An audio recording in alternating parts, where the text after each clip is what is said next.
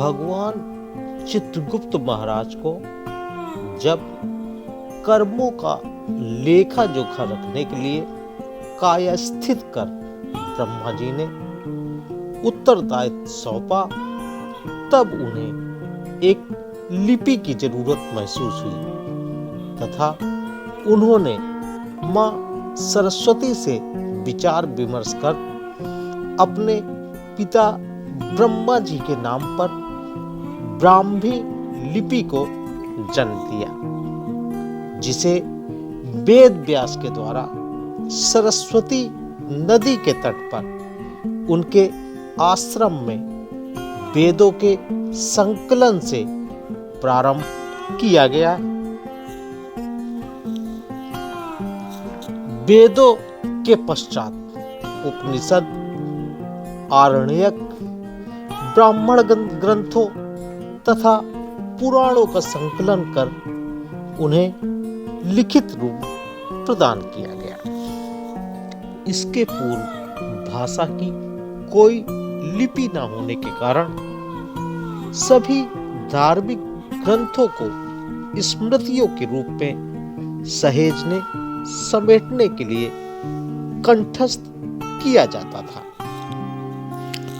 यदि ऐतिहासिक प्रमाण की बात करें तो इस लिपि की अवधि 3री-4वीं शताब्दी ईसा पूर्व से लेकर 5वीं शताब्दी तक मानी जाती है तथा मौर्य काल में इसका जन्म माना जाता है, जबकि तमिलनाडु एवं श्रीलंका में इसके 6ठी शताब्दी पूर्व से ही विद्यमान रहने के प्रमाण प्राप्त हुए हैं।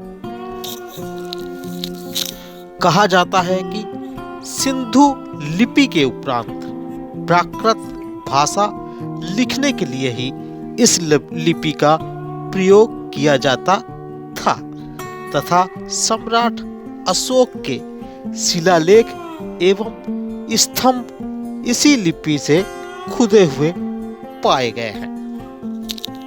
इसी प्रकार कैथी लिपि भी एक ऐतिहासिक लिपि है जो मध्यकाल में प्रचलन में आई तथा इस लिपि के द्वारा ही वैधानिक, प्रशासनिक एवं राजस्व वसूली संबंधी कार्य किए जाने के प्रमाण प्राप्त होते हैं। इस लिपि को कायस्थी या कैथी भी कहा जाता था तथा इसको इजाद करने का श्रेय कायस्थ जाति को जाता है।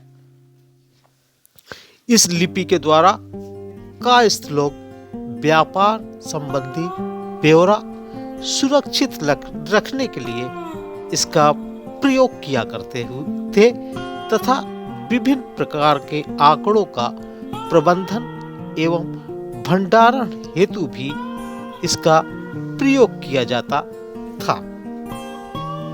दिल्ली सल्तनत एवं मुगल काल के दौरान इसका प्रयोग व्यापक स्तर पर होता था तथा ब्रिटिश काल में इस लिपि को बिहार के न्यायालयों में आधिकारिक भाषा का दर्जा दे दिया गया था।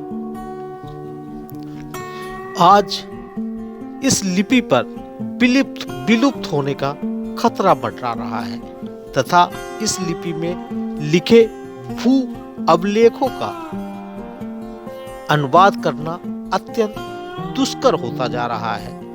इस लिपि के साथ में